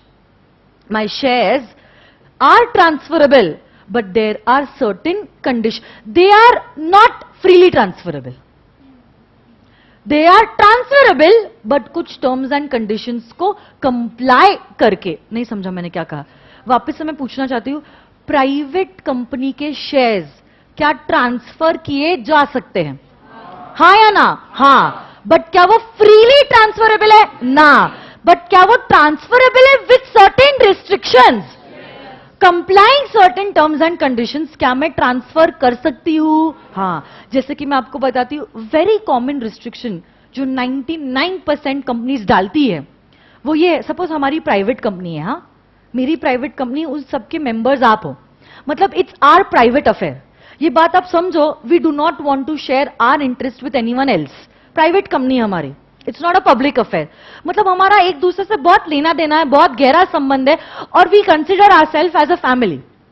अब कल जाके से किसी को पैसों की जरूरत आ गई, किसी को शेयर्स बेचने हैं, से स्वराली को शेयर्स बेचने हैं, तब ऐसे केस में मैं क्या रिस्ट्रिक्शन डालूंगी? मैं कहूंगी कि हे स्वराली, अगर तुझे मेरी कंपनी छोड़नी है तो छोड़, मैं देखो फोर्सफुली तो यहां पे बिठा नहीं सकती या कह नहीं सकती नहीं नहीं तुझे मेरी कंपनी के शेयर्स होल्ड करके रखने पड़ेगी, तुझे जाना है तो जा, बट तू किसी और आउटसाइडर को ये शेयर्स प्लीज मत बेच, क्योंकि ये हमारी प्राइवेट कंपनी है, we do not want to make it a public affair. तो क्या कर, तेरे शेयर्स बाकी के जो एग्जिस्टिंग मेंबर्स है उनको ऑफर कर, उनमें से कोई ना कोई तो होगा ही जो खरीदने के लिए तैयार होगा। तो अगर कोई ना कोई तैयार है खरीदने के लिए तेरे शेयर्स, अच्छा हो जाएगा ना, हमारा कंपनी का इंटरेस्ट जो है वो हम ही के बीच में इंटैक्ट रहेगा। हाँ ठीक है, चलो अगर ऐसा हो ही गया, एग्जिस्टिंग मेंबर्स में से कोई नहीं इंटरेस्टेड है, तो तू किसी और को बेच देना फिर, तो चलेगा, बट प्रायोरिटी में तू एग्जिस्टिंग मेंबर्स को ये शेयर्स ऑफर कर। मतलब देखो, मैंने उसको रोका नहीं है शेयर्स बेचने से, रोका है क्या, प्रोहिबिट किया है क्या, बैन किया है क्या, नहीं, मैंने एक रिस्ट्रिक्शन डाला। मैंने कहा है कि किसी थर्ड पर्सन को शेयर्स बेचने के पहले तू ये शेयर्स एग्जिस्टिंग मेंबर्स को ऑफर कर। एग्जिस्टिंग मेंबर्स अगर खरीदने से मना करते हैं तब तू किसी आउटसाइडर को शेयर्स ट्रांसफर कर देना या बेच देना। तो इसको क्या कहेंगे, प्रोहिबिशन नहीं कहेंगे, क्या कहेंगे, रिस्ट्रिक्शन। तो मुझे बताओ, प्राइवेट कंपनी के शेयर्स क्या ट्रांसफरेबल होते हैं, but are they freely transferable, are they transferable with certain restrictions. क्या रिस्ट्रिक्शंस डालने हैं वो कंपनी खुद डिसाइड करेगी। हर एक कंपनी की अपनी रूल बुक होती है, जैसे हर क्लास के टीचर्स के अपने खुद के रूल्स होते हैं कैसे क्लास को मैनेज करना है, वैसे ही हर कंपनी के खुद के रूल्स होंगे कि क्लास को कैसे, कंपनी को कैसे गवर्न करना है। तो आप आपके आर्टिकल्स में रूल्स डाल सकते हो कि कौन से पॉइंट्स पे रिस्ट्रिक्शंस रहेंगे। और एक आखिरी क्लॉज जो होता है वो है P, which says it prohibits on making an invitation to the public. It prohibits, prohibits, जब मैं कहती हूं प्रोहिबिट्स मतलब there is a complete ban, मतलब चाह कर भी आप पब्लिक के पास नहीं जा सकते। किसके लिए नहीं जा सकते, for making an invitation to the public for subscribing your companies securities, not shares, it is securities.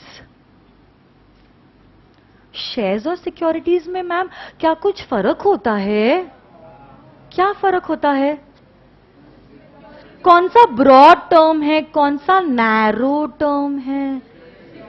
Securities is, no बेटा उल्टा, securities is a broader concept, shares is a narrow concept.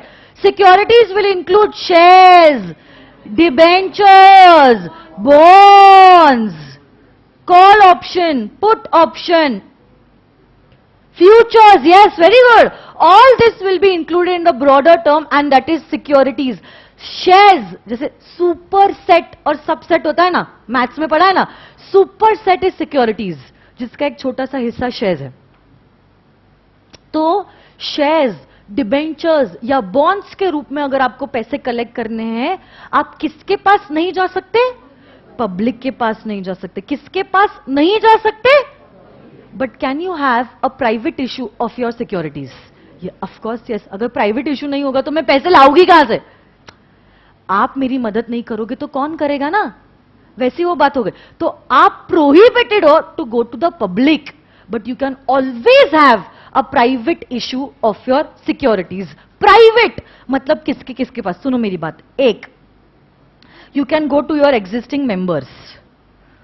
2, you can go to your directors.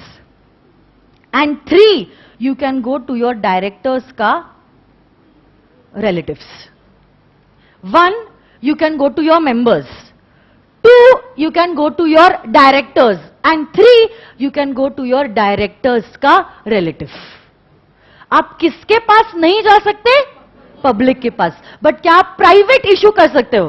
Private issue मतलब किसके किसके पास जा सकते हो, members, directors और directors के रिलेटिव के पास। तो अब सवाल ये उठ जाता है, मैम रिलेटिव में कौन कौन इंक्लूडेड है, आया नहीं आपके मन में सवाल, आना चाहिए मैम, रिलेटिव में कौन कौन इंक्लूडेड है। तो और एक डेफिनेशन, अब देखो हमने शुरू किया था पब्लिक कंपनी से और आ रहे रिलेटिव पे। Every definition and every provision is connected to each other. इसीलिए मैंने जानबूझ के ये सारी चीजें बेसिक्स के लेक्चर में कवर किए। सवाल ये उठता है कि रिलेटिव मतलब कौन कौन है, क्योंकि हो सकता है मेरे लिए रिलेटिव की डेफिनेशन अलग है, आपके लिए अलग है। आप किसी को मानते होगे सच्चे दिल से रिलेटिव, किसी और को नहीं मानते होगे, होता है ना ऐसे, हर बार फैमिली इश्यूज कुछ ना कुछ अलग रहता है। तो अब इसीलिए रिलेटिव ये शब्द को लॉ मेकर ने डिफाइन कर दिया है। कौन कौन है रिलेटिव में, देखो सबसे पहले जो रिलेटिव की डेफिनेशन में आता है वो होता है आपका स्पाउस। स्पाउस मतलब हस्बैंड के लिए वाइफ एंड वाइफ के लिए husband, it's a gender neutral term. तो हस्बैंड के लिए स्पाउस वाइफ होती है और वाइफ के लिए इट इज अ हस्बैंड। तो सबसे पहला आपका जो रिलेटिव होता है वो होता है योर स्पाउस। अब देखो मैं रिलेटिव को ड्रॉ कर रही हूं, कोई कुछ नहीं लिखेगा, मैं लिखने के लिए समय देने वाली हूं। सुनो मेरी बात, मैं क्या कर रही हूं, मैं रिलेटिव को ड्रॉ कर रही हूं, हां, and every T section will be husband and wife, every T section will be husband and wife. तो देखो ये रिलेटिव को ड्रॉ कर रही हूं, तो यहां पे ऊपर, फिर ये उसके पैर, ये उसके हाथ, ये उसका चेहरा है, जो भी अभी डिटेलिंग में नहीं जाते हैं, भापो। अब देखो सुनो मेरी बात, कितना सोचा है मैंने ये सेक्शन के ऊपर। हाँ देखो कौन कौन है रिलेटिव, जैसे कि यहां पे ऊपर, आपके ऊपर मतलब कौन हो गया, मम्मी एंड पापा, फादर एंड मदर। साइड में मतलब ब्रदर एंड सिस्टर।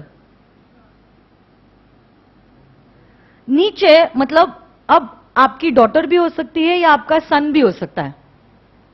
और टी सेक्शन है ना, मतलब डॉटर्स हस्बैंड, और यहां पे सन्स वाइफ। नहीं समझा? ये कौन है? ये जादू नहीं है, ये हमारा रिलेटिव है। कौन कौन है रिलेटिव की डेफिनेशन में? Spouse, mother, father, brother, sister, daughter, son. Daughter है तो डॉटर्स हस्बैंड मतलब जमाई, सन है तो सन्स वाइफ मतलब घर की बहू। नहीं समझा आपको? बट अब देखो आपको जो नई चीज समझी वो मुझे आपको बतानी है। सपोज मैं कंपनी की डायरेक्टर हूं, मैं Swapnil Patni classes private limited की मैं डायरेक्टर हूं, तो अब मेरे रिलेटिव के पास जा सकते हैं। नहीं समझा आपको? मेरे रिलेटिव मतलब मेरी मम्मी के पास, मेरे पापा के पास, मेरे भैया के पास, मेरी दीदी के पास और बच्चों के पास। देखो अगर आप ऑब्जर्व करोगे, स्पाउस के मम्मी पापा भैया दीदी के पास नहीं जा सकते। Do not understand? क्योंकि अगर मैं डायरेक्टर हूं, मेरे ही रिलेटिव के पास जा सकते हो, मेरे स्पाउस के रिलेटिव के पास नहीं जा सकते। क्या बोल दिया मैंने? सपोज आप डायरेक्टर हो, आपके मम्मी पापा भैया दीदी हस्बैंड बच्चों के पास जा सकते हैं, आपके स्पाउस के मम्मी पापा भैया दीदी के पास नहीं समझा मैंने क्या कहा? अगर समझा है तो मेरे सवालों का जवाब दो। मैं डायरेक्टर हूं, कौन? नॉट सर, हाँ मी। तो अब आपको बोलना है, मैं एक एक रिलेशन कहूंगी, आपको कहना है कि आप लोग इन लोगों के पास जा सकते हो या नहीं। मुझे बताओ, मेरी मम्मी के पास, मेरे पापा के पास, मेरी दीदी के पास, मेरे भैया के पास, सर के मम्मी के पास, सर के पापा के पास, सर के दीदी के पास, सर के भैया के पास, सर के बच्चों के पास। हाँ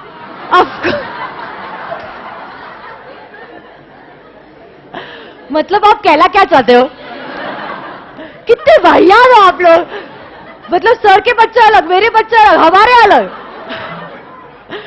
सर की मतलब मेरे भी हुए ना, समझ रहे हो नहीं? हाँ या ना?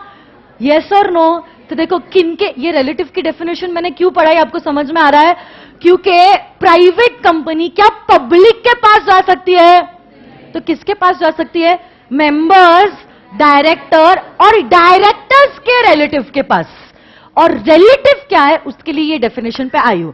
मदर, फादर, ब्रदर, सिस्टर, सबसे पहले स्पाउस है, और फिर daughter, son, daughter's husband, son's wife will be included in the definition of relative. वापस से मुझे बताओ, जो कंपनी प्राइवेट नहीं है वो क्या है? तो क्या सवाल ये आ जाएगा कि प्राइवेट कंपनी मतलब क्या? प्राइवेट कंपनी मतलब वो कंपनी जिसके आर्टिकल्स में है LRP। L is for what? Limits the number of members to? R is for restricts the transfer of shares। Restriction है क्या? प्रोहिबिशन है? मतलब क्या शेयर्स ट्रांसफरेबल है? P क्या कहता है? Prohibits invitation to public, invitation to the public for its securities. आप पब्लिक के पास नहीं जा सकते, बट आप किन के पास जा सकते हो? मेंबर्स, डायरेक्टर्स एंड डायरेक्टर्स का। फिर वो डायरेक्टर रिलेटिव याद आ रहा है? पक्का?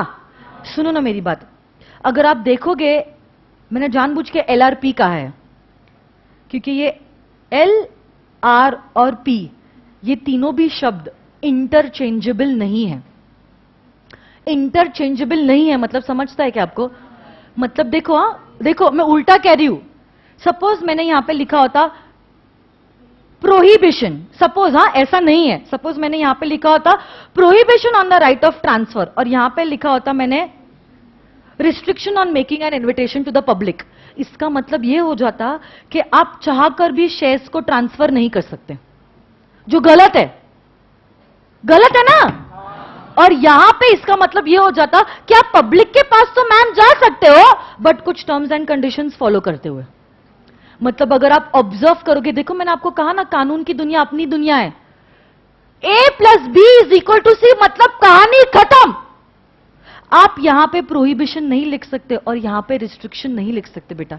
आपको यहां पे रिस्ट्रिक्शन ही लिखना पड़ेगा और यहां पे आपको प्रोहिबिशन ही लिखना पड़ेगा। आप शब्द को इंटरचेंज नहीं कर सकते, पूरा मतलब ही उल्टा हो जाएगा, जो गलत है। सही है या नहीं? क्या प्रोहिबिशन है क्या शेयर्स के ट्रांसफर पे? नहीं। और पब्लिक के पास जाने के ऊपर क्या रिस्ट्रिक्शन है क्या? नहीं। उल्टा शेयर्स की ट्रांसफरेबिलिटी पे रिस्ट्रिक्शन है और पब्लिक के पास जाने से प्रोहिबिटेड हो आप। तो you have to be very careful. कल जाके अगर इंस्टीट्यूट ने डायरेक्ट थ्योरी क्वेश्चन आपको पूछ लिया, right a short note on private company, ये LRP मैंने जैसे बताया वैसे के वैसे ही आपको लिखना होगा। गलती से आपने बाकी सारी चीजें लिख दी है, सिर्फ ये इसको ये और वो उसको वो, खत्म। 3 में से आपको 0 अंडा मिलेगा, 0।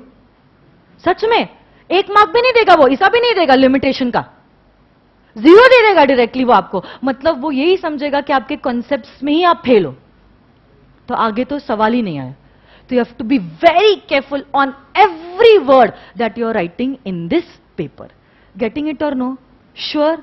ये 200 की गिनती में joint holders will be considered as maximum joint holding under the companies act is 3 members. Next मुझे बताओ, क्या एम्प्लॉय मेंबर्स को गिना जाएगा? एक्स एम्प्लॉय मेंबर्स नहीं। पक्का? श्योर? 100%? अब लिखो। हाँ, डेफिनेशन सेक्शन नंबर बताओ। Section number 2 subsection 71 public and section 2 subsection 68। अच्छा, एक ही मिनट मुझे दो। जो कंपनी प्राइवेट नहीं है मतलब वो पब्लिक है। अब आपने ये समझ लिया कि प्राइवेट कंपनी मतलब क्या? मतलब क्या आपको समझ जाएगा पब्लिक मतलब क्या? मुझे बताओ, क्या पब्लिक में will there be any limitation on the number of members? मतलब पब्लिक कंपनी में क्या अनलिमिटेड नंबर ऑफ मेंबर्स हो सकते हैं? पब्लिक कंपनी में शेयर्स की ट्रांसफरेबिलिटी पे रिस्ट्रिक्शन नहीं है। मतलब क्या शेयर्स फ्री ट्रांसफरेबल है।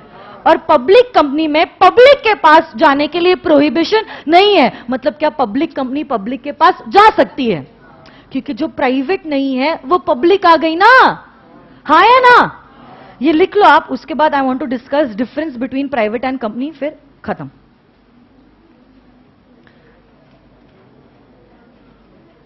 पॉइंट्स ये तीनों भी लिखो आप। कल मैं ये तीसरा वाला एक्सप्लेन करूंगी होल्डिंग सब्सिडरी का, बट लिखने के लिए आज लिख दो है, बट लिख लो आप।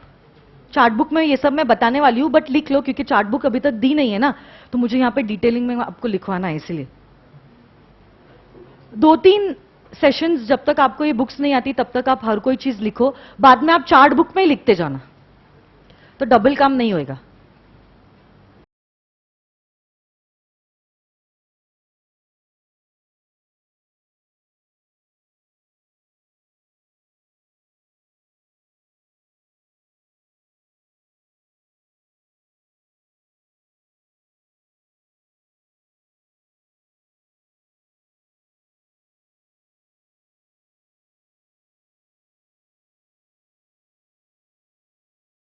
Section number 2, subsection 20 defines a company.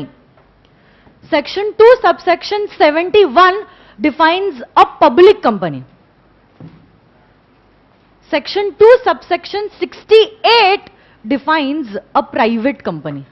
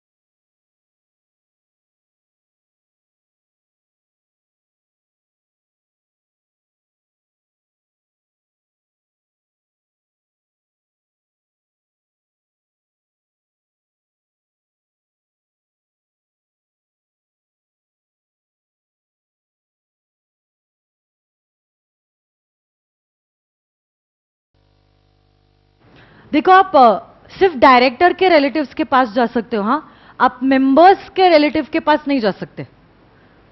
Member मतलब 200 और उनके रिलेटिव मतलब इतने सारे, मतलब फिर प्राइवेट रहा ही नहीं कुछ भी। सिर्फ डायरेक्टर के रिलेटिव के पास जा सकते हो गया क्या ये स्लाइड लिख के?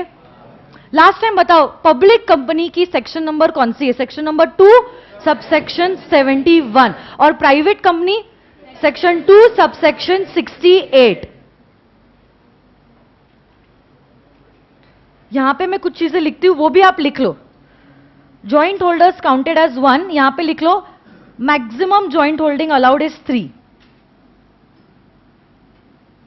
फिर यहां पे जो आप इनविटेशन लेने जा रहे हो पब्लिक के पास, that is for your securities. Eraser,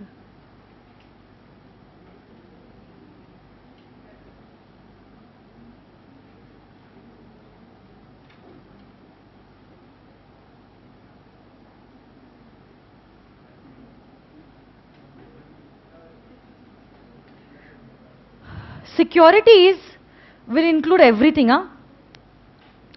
It will include shares, debentures as well as bonds. वो फ्यूचर्स, ऑप्शन, कॉल, पुट आपको नहीं पता होगा तो फॉरगेट इट, आप शेयर्स, डिबेंचर्स और बॉन्ड्स लिख दो। आप पब्लिक के पास नहीं जा सकते, but you can go to 3 people, ये अलाउड है। डायरेक्टर्स के पास जा सकते हो,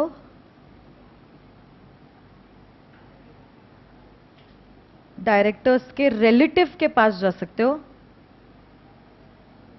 और मेंबर्स के पास जा सकते हो।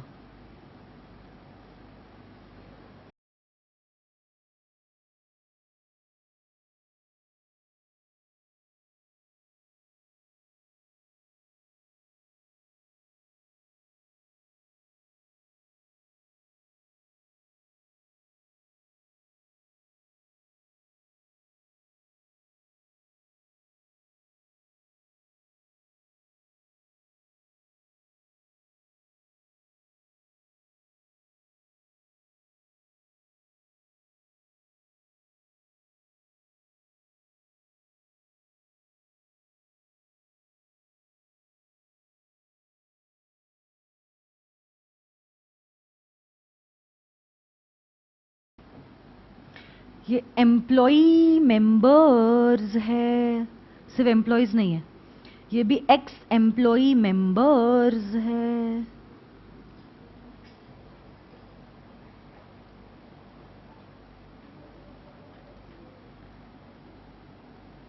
ओपीसी एक्सेप्शन है। ओपीसी मतलब 1 पर्सन कंपनी, जिनको फुल ये शॉर्ट फॉर्म नहीं पता, फुल फॉर्म लिखो, 1 पर्सन कंपनी।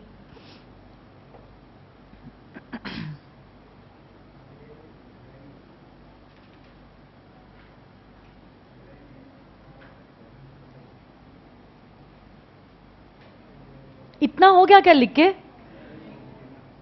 क्योंकि ये रिलेटिव कौन कौन है, रिलेटिव को भी ड्रॉ करना है अपने को।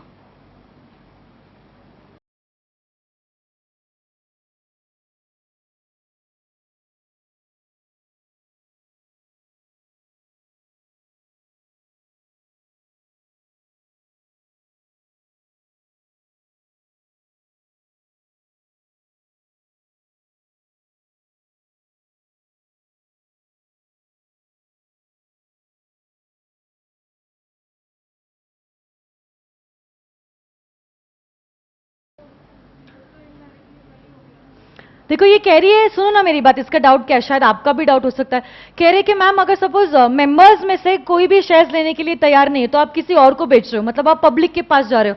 देखो ये जो प्रोहिबिशन है ना, prohibition, it is on making an invitation. जब मैं कहती हूं इन्विटेशन मतलब फ्रेश इश्यू ऑफ शेयर्स या डिबेंचर्स हो रहा है, और ये जब आप पब्लिक के पास जा रहे हो, it is when you are transferring your shares. तो शेयर्स की ट्रांसफरेबिलिटी अलग कॉन्सेप्ट होता है, और होता है ना ऐसे प्रोस्पेक्टस देता है, ऑफर होता है, इनविटेशन होता है, फिर अलॉटमेंट होता है, वो बात अलग होती है। तो शेयर्स ट्रांसफर मैं कर सकती हूं अगर एग्जिस्टिंग में से किसी को नहीं जाना है, बट जब मैं ऑफर लेके जा रही हूं, मतलब न्यू सिक्योरिटीज पैदा हो रही है, तब मैं पब्लिक के पास नहीं जा रही हूं। बट एग्जिस्टिंग सिक्योरिटी को अगर सेल या परचेस करना है, तब मैं आउटसाइडर को दे सकती हूं, अगर एग्जिस्टिंग मेंबर्स ना बोल रहे तो दो अलग अलग कॉन्सेप्ट है और दोनों में जमीन आसमान का डिफरेंस है। एक जगह पे सिक्योरिटीज क्रिएट हो रहे हैं, पैदा हो रहे हैं, और दूसरी जगह पे एक हाथ से दूसरे हाथों में जा रहे हैं। तो जैसे यहां पे जब मैं ट्रांसफर कर रही हूं, I can go to someone else if existing members are saying no. यहां पे तो मैं इन्विटेशन दे रही हूं, मतलब सिक्योरिटीज नए जनरेट हो रहे हैं, उसके लिए मैं ऑफर्स लेके जा रही हूं, वो मैं पब्लिक के पास नहीं लेके जा सकती। ठीक है, ये हो गया ना। 1 मिनट में रिलेटिव को ड्रॉ कर दो, फिर छोड़ देती हूं। वहीं पे ड्रॉ करो आप रिलेटिव को, जहां पे आपने ये लिखा है ना, मेंबर डायरेक्टर। किधर चलेगा? ये रहा। Mother, father, brother. देखो जीजू और भाभी नहीं है, अगर आप देखोगे वहां पे टी सेक्शन मैंने नहीं किया है, मतलब brother's wife and sisters husband is not included in relative. दिख रहा है क्या आपको कि नहीं? सिर्फ भैया और दीदी को इंक्लूड किया है, जीजू और भाभी को इंक्लूड नहीं किया है।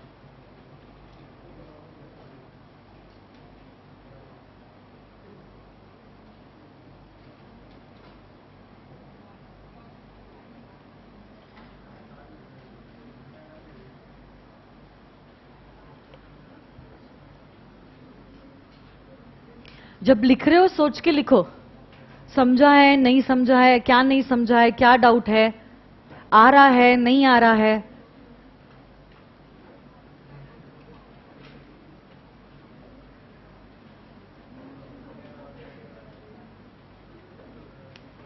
हो गया? Okay, so I'll call it an off for today. Thank you very much. See you all tomorrow.